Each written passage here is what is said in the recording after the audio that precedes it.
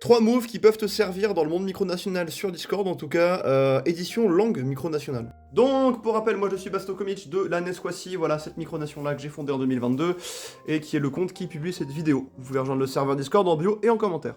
Donc mes conseils, ils vont s'adresser essentiellement aujourd'hui à ceux et celles qui veulent pas forcément créer une langue micronationale, mais qui aimeraient bien avoir une langue micronationale dans leur serveur Discord, et pas des langues déjà existantes, genre le français, l'anglais, même l'espéranto, qui est pas mal utilisé dans pas mal de micronations, le Jailavera par exemple, qui est une langue du coup un peu véhiculaire, donc voilà, c'est pour l'engagement, le militantisme aussi que c'est utilisé, mais si vous voulez vraiment une langue micronationale et que vous voulez pas du tout en créer une parce que c'est trop compliqué, je sais pas, et c'est vrai que c'est un gros travail, c'est beaucoup de rigueur de créer une langue entièrement micronationale, une conlangue comme on dit, je vais vous donner des conseils, mais avant, juste rappel, pensez quand même à vous rapprocher des académies existantes de langue micronationale, parce que ça les concerne en fait, mes conseils.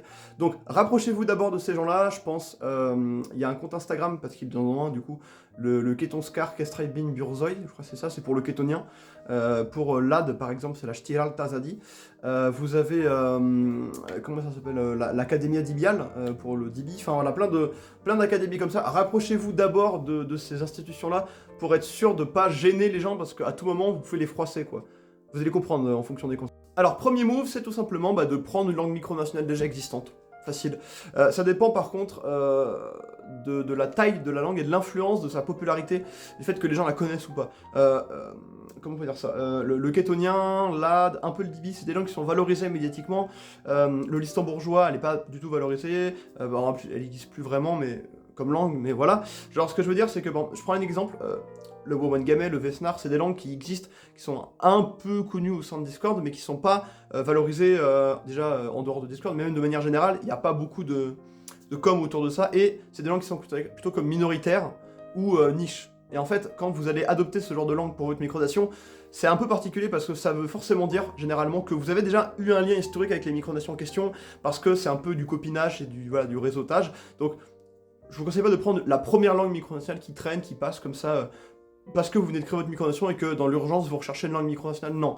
Prenez quand même un truc un peu, j'ai envie de dire sérieux, non pas vraiment, parce qu'à mon avis le Womangamay il y a déjà des bases, tu vois, mais il y a des langues micronationales qui sont pas assez développées, donc prenez un truc déjà développé et qui s'est implanté médiatiquement, parce que c'est dommage, surtout si votre micronation n'a pas pour but d'être ultra valorisante, en fait vous pourrez pas valoriser la langue plus que de base, genre, enfin voilà, je sais pas si je suis clair. Deuxième move que je considère comme beaucoup mieux, c'est de faire exactement la même manip, mais vraiment de se rapprocher de l'académie en question, de faire un vrai partenariat, un lien, un traité. Vous faites un PDF qui dit, voilà, l'académie, donc vous faites ça en DB, l'académie Dibial, a une filiale dans votre micronation, maintenant c'est officiel, voire pas de filiale, hein, voire à gérer directement la langue, enfin voilà, genre vous êtes vraiment... Comment on peut dire ça, vous êtes vraiment dans... vous parlez la même langue que la micronation d'origine, vous voyez, genre c'est vraiment complet, il y a des bons liens, un partenariat durable. Ça, je pense que c'est le meilleur move des trois, parce qu'en fait, vous avez vraiment la possibilité de... En plus de fréquenter, de réseauter avec du coup une micronation qui peut être un peu importante, parce qu'en l'occurrence, je reprends mon top 3 qui est personnel, hein, mais genre Dibi, Kétonien, AD, c'est respectivement la RPD, la Kétonie et la Nesquassi. Donc c'est pas des micronations random, en plus ça vous fait du réseau, en plus ça vous fait des partenariats diplomatiques importants, donc je pense que c'est le meilleur move à faire des trois. Et le troisième move qui est pas le meilleur, mais que je pense personne l'a vraiment fait, je pense qu'il y a des gens qui peuvent tester des trucs, de toute façon tester toujours, hein. Le monde micronational il est fait pour ça. Concrètement, ce serait de pas faire une scission d'une langue micronationale, mais d'en créer un patois, ou un dialecte. Parce que ça, pour le coup, il n'y a pas grand monde qui a fait ça. Alors, ce que je veux dire par là, c'est, vous avez votre micronation, donc, comme l'exemple de base, et au lieu de demander à une académie, ah, je veux bien la langue pour l'appliquer dans ma micronation, ou vous le faites sans l'académie, vous le faites avec ou sans l'académie, je sais pas, mais vous déclinez la langue.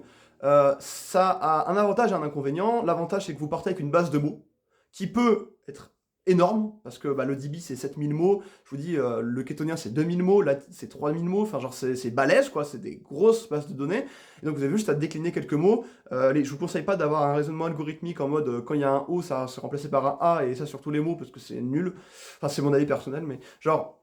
ayez vraiment, créer des mots, des patois, des dialectes, ça peut être intéressant. Du coup, ça donne une identité à votre micronation qui s'inscrit dans l'identité de la micronation qui a créé la langue, donc une autre micronation. Mais en même temps, ça vous donne une singularité, ça vous donne un truc en plus, tu vois. petit truc en plus.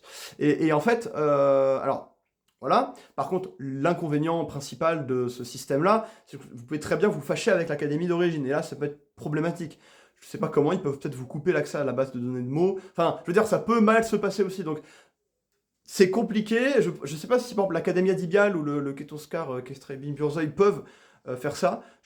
Moi, si je gérais la Shtiral Tatadi, le bureau de la culture et de la langue en Esquocie, je dirais que c'est faisable, parce que ça va de notre intérêt, et puis c'est pour le côté un peu lore délire, mais je sais pas si les gens qui sont actuellement à la Shtiral Tas pourraient vous dire la même chose.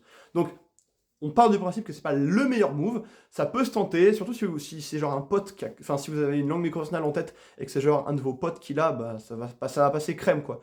Mais juste faites gaffe si c'est des grosses langues micronationales, à pas faire de vraies scissions de fous furieux genre.